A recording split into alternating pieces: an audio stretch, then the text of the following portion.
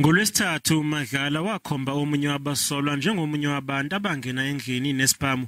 uThobane utshele uMadlala ukuthi akwazi ukuthi wabona ubuso bomuntu owangena endlini ngoba kwakumnyama. uMadlala uphinde wayiphika izinsolo ezithi uMeyiwa wadutshulwa omunye wabantu ababesendlini. I further put it to you that our late soccer star was shot by one of you in the house. I don't know about that. uThobane utheba nofakazi ozodalula ukuthi kwasulwa igazi endaweni yesigameko.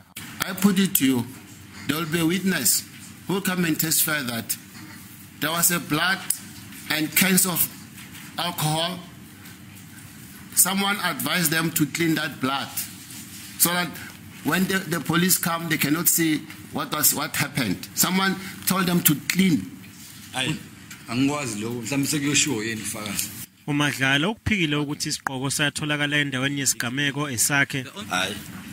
Ngiyaqala ukuzwa lokho. Akusona esami leso siqhoko. Ngangasiqhokile isiqhoko ngifika.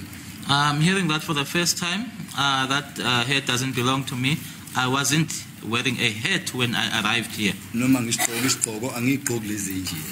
Icala lihlehliswe ngenxa yokungaphatheki kahle kommeli womsola wesihlanu Advocate Zandile Mshololo lizobuya enkantolo mhla zilishumi nane kuLwezi liqulo kuze kube mhla 2 kuZibandlela.